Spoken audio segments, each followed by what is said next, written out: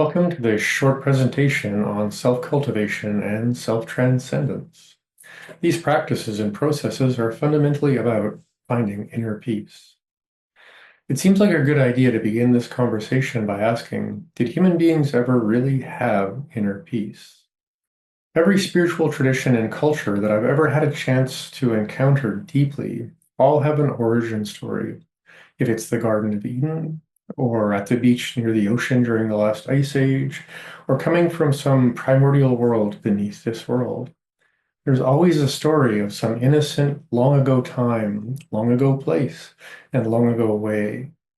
Across the world and across time, in this original world, there was no need for urgent survival, competition for resources, the necessity for armies, and brutal, meaningless death. So let's begin this journey in this conversation with leaving Eden, leaving the mythical world of union, belonging, and peace. What is it that is lost with this descriptive imagination of our loss of innocence? A recurring context in many ancient and mostly indigenous traditions is the distinction between cultivating resources or power or medicine for your people, including yourself, your family, your extended family, and those who are in need, and or cultivating power, resources, or medicine in a way that is meant to be over or against others. Imagine a life full of collaboration, reciprocity, service, belonging, recognition, respect, and the opportunities to both learn and eventually lead. There is an innocence there because all that is asked is to show up, be present, be generous, be generative, and be relationally conscious. Or to simply commit your existence and everything you are for your people, for the world. Accepting others in every way you would wish to be accepted as yourself. But this other way, this power over, this against way, this makes each of us identify with a separate power from within. What can we gather around us? What can we control from out of reach and manipulate as far away as possible? All in service of what it is we are against. All in service of what it is we are against. What it is and what we would willingly use power over to destroy or coerce or enslave. Innocence is beautiful and sacred, while competition can be terrifying in its cycles of necessity. And as black and white as this may sound, like the famous yin and yang diagram, human beings seem to walk on these 2 feet. A generative way or a destructive way, a collaborative way or the individualistic way. The ancient animistic spiritual practices are determined by all of our relations and relationships. Being a human being, going through a life, what if, for at least half of that journey, it is necessary to learn, to know, to connect, to compete, and to become a self that you can respect and rely on, and trust and love, and hopefully others can too. And then perhaps at some point, in the middle or later in life, or hopefully before it's too late in our lives, we choose to identify more with our place relationally within all of the people, places, seasons, and states we know and remember. In these traditions, we exist as and for the people we are connected to and share experiences with, because those experiences become what is real to life. Like facial expressions, handshakes, and the need for body language, having a self and good stories helps us relate and belong, and compete and succeed. Human social evolution, at least for the last couple of 100,000 years, probably sitting around fires, gradually finding ways to communicate, while also finding ways to rely on each other and be reliably enough to contend with everything outside of the light of our shared fire. Facing everything from the darkness together. Today, most humans are separate from and Today, most human beings are separate from and in dominion of the world. But not that long ago, we were also prey to several large, terrifying, monstrous animals and reptiles, not to mention exposure to the dangerous winds from those dangerous seasons and compass directions, depending on where you live. This conversation is titled Self-Cultivation and Self-Transcendence. When we ask ourselves about self-cultivation, a good beginning seems to be, what is the nervous system of this one seeking to begin this practice? 200,000 years of running around in the natural world 24/7 for the 40 to 60 years of our life was pretty intense.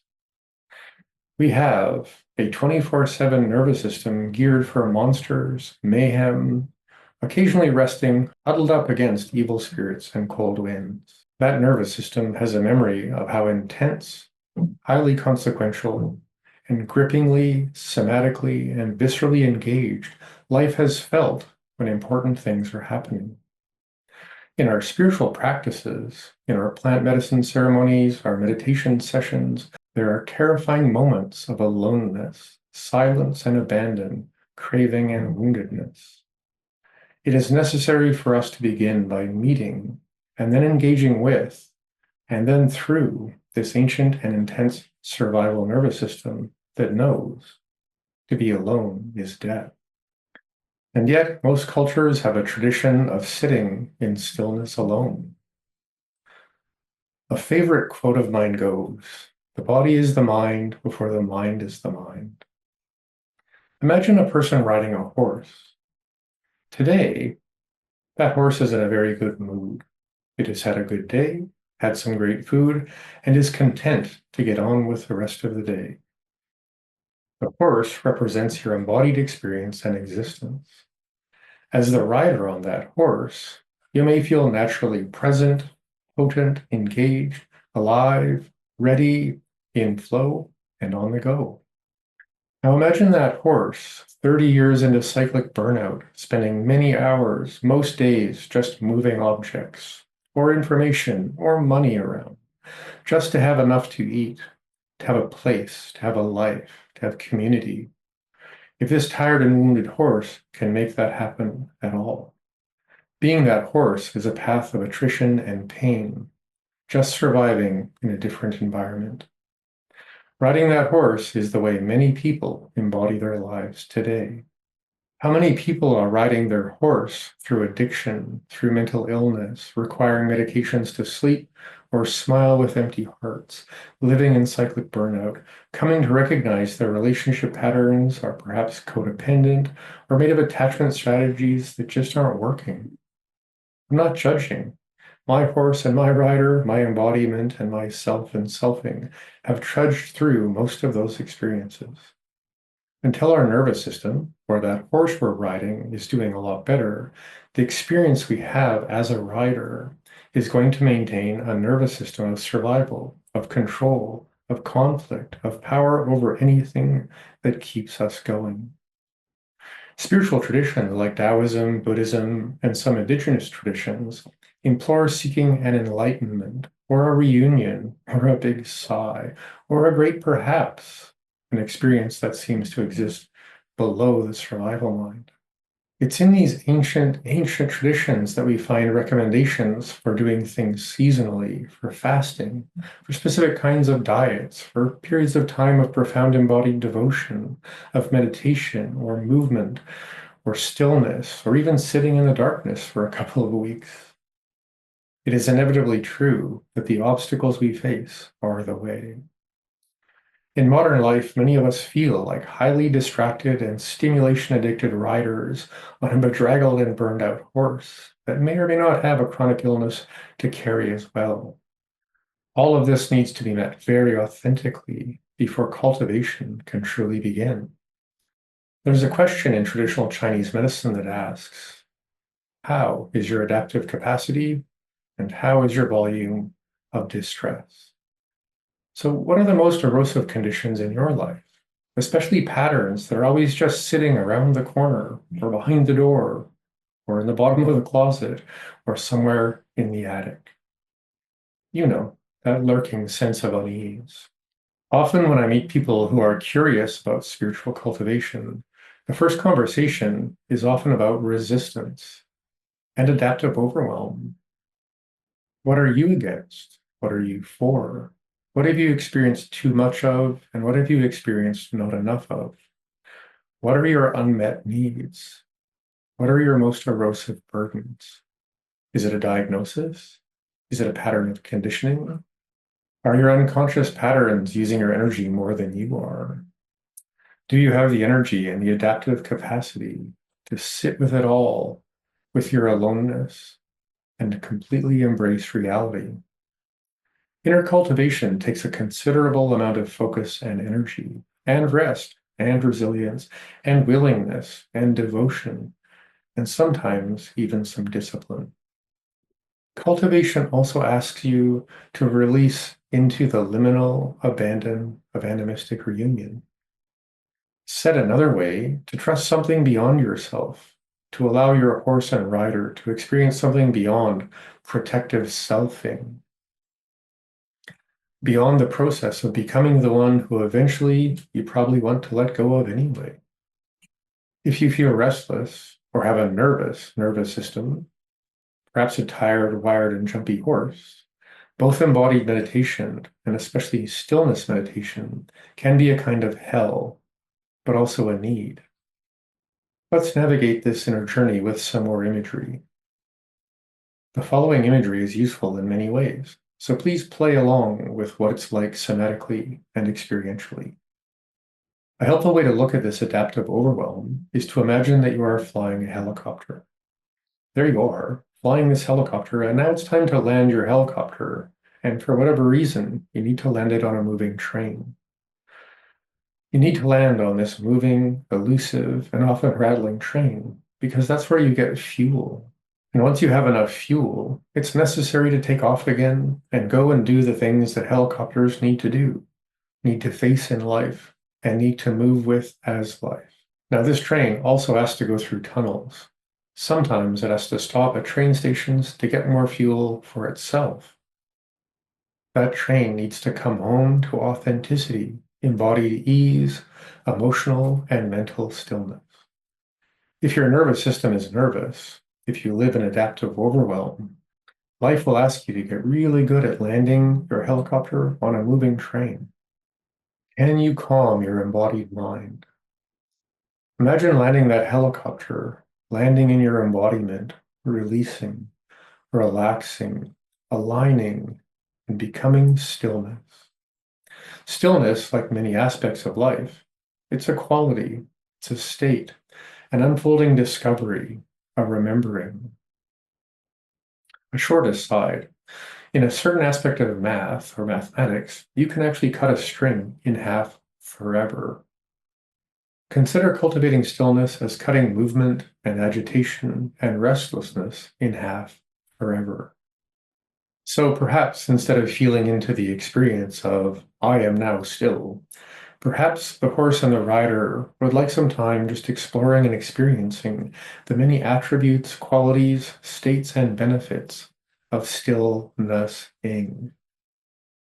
Self-cultivation and self-transcendence are absolutely about conscious selfing. We all begin by adding, and as wisdom settles in beside us, hopefully we will learn about selfing in the opposite direction, or the gradual letting go of needing a self at all. Again, self-transcendence begins with selfing. It takes a certain trust in the process of selfing, of becoming yourself, of being both a horse self, an embodied nervous system with needs, and a rider self that navigates social interactions and many negotiations with your experience of now to truly let go. Many cultivation practices begin with becoming still enough to find the inner fire, inner radiance, and sacred autonomy of both of those selves, your horse and your rider.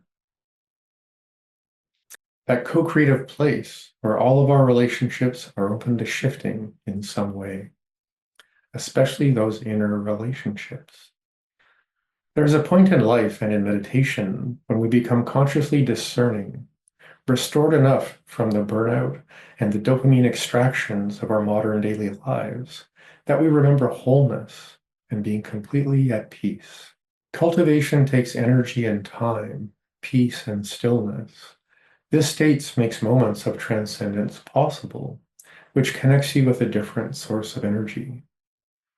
Now, you are ready for the deeper challenges that only come from living beyond the self. Now, inner cultivation, self-cultivation, and self-transcendence are aspects of life that are before you. Before you in two ways. Before you in the direction you are going, and before you as the mind we all were before we were born. Given that self-cultivation and self-transcendence are a practice, it is very easy to see this as a practice of accumulation. At a certain point of self-cultivation, trust and wonder take on their own momentum, accumulation, or familiarity with self-transcendence. What if this self-transcendence is experienced mostly before you fall asleep, just when you wake up, sometimes in your dreams, sometimes during sex, but most of the time in your embodiment practice, your breathwork practice, and your stillness practice? Finding a path. Today, in the modern approaches to practice, it is almost more efficient and convenient to find a path that ends in ism, if it's Stoicism, Buddhism, Taoism, or many other paths. They are all great ways to build momentum. Most ism traditions, however, risk attaching to one's identity, making selfing potentially more of a challenge. As long as you are aware of that risk, almost any ism as a system of practice can build enough momentum that the practice and the journey isn't really about the ism anymore. So find a good ism, but remember, self-transcendence has a subvert purpose that eventually must be beyond isms and beyond a self and selfing. Self-transcendence is just the beginning. There is a truth in some circles called apophatic realization. I began this conversation pointing towards inner peace, and some truths can truly set our spirits free. Apophatic means different things to different people, but most commonly, it is a denial of the possibility of any human mind to comprehend or understand something like God or Godding, Tao or Taoing, Creator or Creationing. Apophatic reunion is essentially beyond thoughts, feelings, words, or knowing. The first line of the Tao Te Ching, the second most translated book in the history of human beings, says, Dao ke Dao, Fei Chang Dao. If you can put it into words, you are not talking about the realization experience of Taoing, Godding, creationing. If you can put this into a recognizable, structural, amicable thing, it is not what we are all experiencing directly in moments of realization, reunion, or enlightenment. In the Lakota language, which I have some familiarity with, the term Wakantanka is often mistranslated as the Great Spirit, or somewhat closer as a Great Mystery. To transliterate Wakantanka into English directly would actually mean vastly beyond all possible comprehension. That mystery isn't a person, a place, a thing, or a noun. It's a relationship, and if you cultivate awareness beyond a separate self, there is an experience. Yes, this is a silent, empty, and pregnant pause. Many ancient and some modern tradition speak of emptiness or nothingness. What if that actually suggests a no thingness? No this or that, me or you, as a separate object, thing, or noun. Tao is not a thing. Great mysteries and spirits are not things. What if spirit is a verb? Cultivation remembers that we are all innate, or we inherently belong in and as this creation aim. After all, we are here. You are here. You are this. All of this. Perhaps we are here to enjoy being an animal, a noun, or anima-ing, a verb, as spirit embodied. Being spirit in action is your birthright, your baseline, the happy place for your horse and your rider, and other attributes I'll speak to at another time. Self-cultivation and self-transcendence begin with a willingness to be slightly humorous and patient and curious about what you are doing with yourself and with your selfing journey. So here's something to try. In every solo cast that I'm going to do in this series on inner peace and the practices of inner cultivation, I will share a try this moment. So try this. Imagine meeting your younger self for tea. You are older and you are wearing a costume. As you sit and get to know this younger one, are they seeking social confirmation, connection, respect, and belonging? Can you completely appreciate their innocence and nervousness? Can you fully accept any anger and or resentment or sadness, if there is some, without judgment or shame? Become curious for a moment. What exists beyond a correct or better self? Imagine listening to your younger self espouse their resume of experiences and accolades and wins and maybe a few strategically placed humble losses. Sit with and embrace the momentum of yourself and your early story. Where are you at now with that anger, that loss, that sadness, that grief, that resentment, that rage in your life and your heart now? What have you learned? What have you unlearned? It's not a competition, it's just an opportunity for some conscious selfing to see if your train tracks are going where you need them to go. This is a gentle way to ask yourself if you are getting where you want to go now, given where you needed to go then. Back to some imagery. Imagine you are flying that helicopter and you have chosen to get some perspective. So you decide to fly very high. As you are looking down, noticing the way your tracks move across your life, across the world, across your culture, your society, your family, your relationships, and your relationship with yourself, how much of your journey has been predetermined by culture, by conditioning, and by 200,000 years of the innocent urge to need to keep going, keep hunting, and keep your people safe? From an embodied stillness point of view, and you land your helicopter in this moment. The next time you go into your practice, take some time and learn to stop your inner train. If you trust reality and perhaps your sanity, consider getting off of the train. The need to make progress needs to be balanced with a need for reunion, connection, curiosity, and wonder. Imagine stopping and then leaving that train and the tracks, at least for a time. Take a walk on the land, on your inner landscape. Touch that land in a sacred way. Become the land as the land for the land. Again, become the land as the land for the land. The next time you are in nature, take off your shoes. Let your skin be selfish for some sunlight. I offer this imagery as a practice. For many of us, we need imagery to see the world and to understand how things relate to each other. Your land is a representation of your body, the soil of your tissue body, your flesh, muscles, tendons, and bones, and your somatic felt sense of being and embodied being.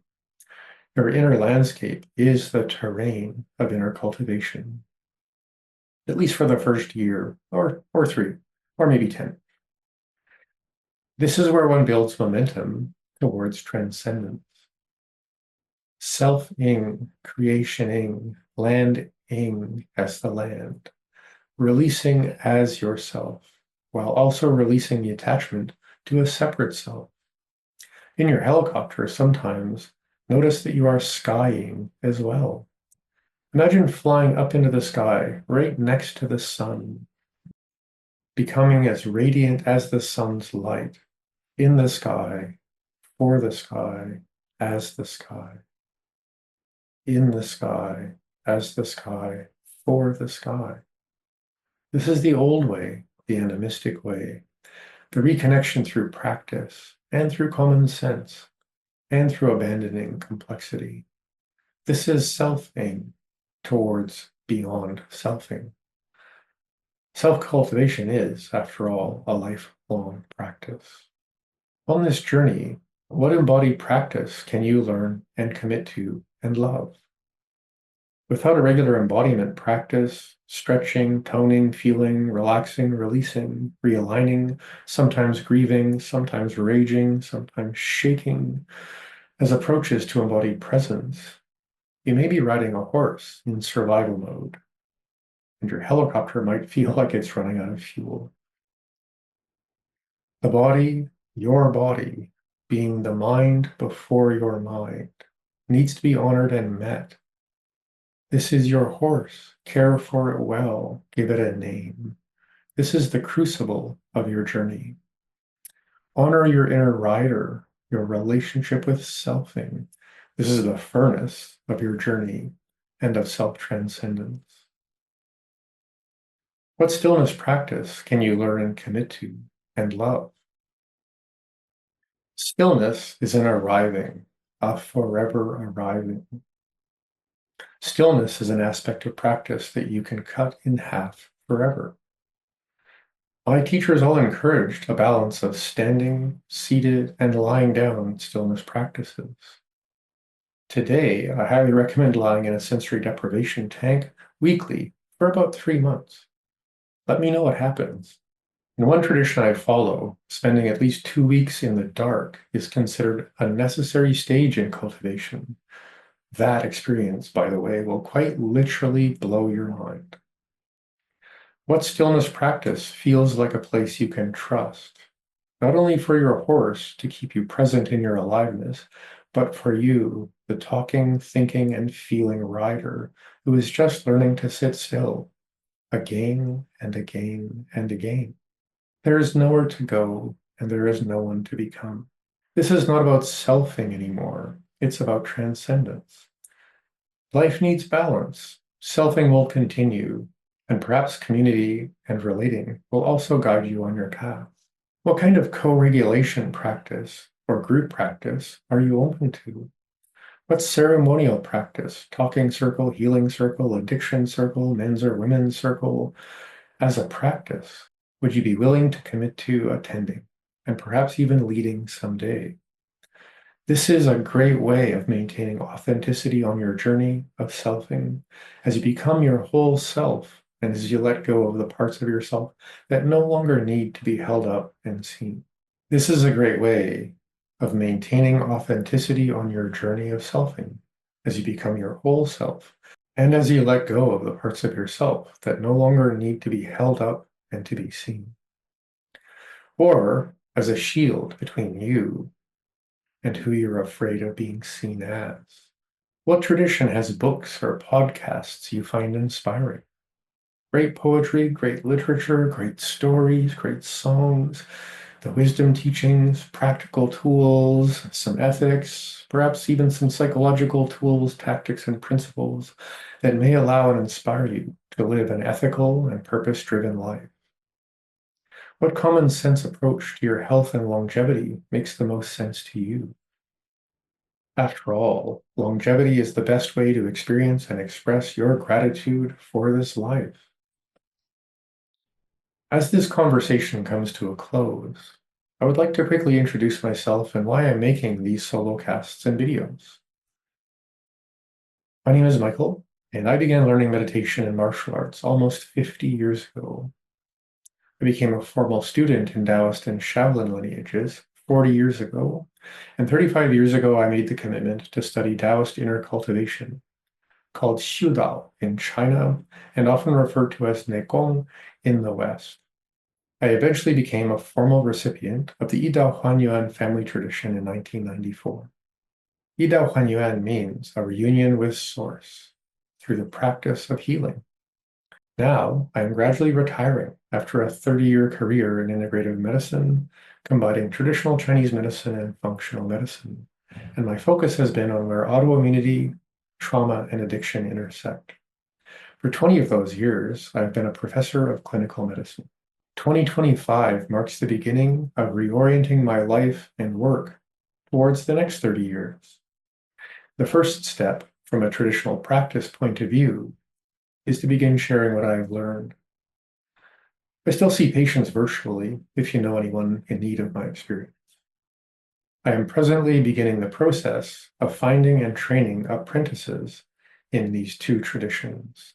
First, in the complete Shaolin connective tissue transformation and longevity qigong system, known nowadays as the I Ching. Second, and my focus in this conversation, is on inner peace through inner cultivation.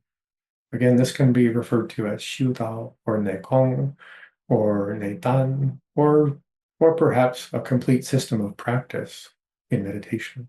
The neigong course begins in late September in 2025. This course is the first year in a 3-year lineage apprenticeship in the family tradition that I learned. This endeavor is meant to offer people a complete system of practice and a way that supports all of the components I have described above. In my experience, a complete system includes an embodiment practice, a stillness practice, a co-regulation or group practice, and some traditional wisdom teachings and conversations.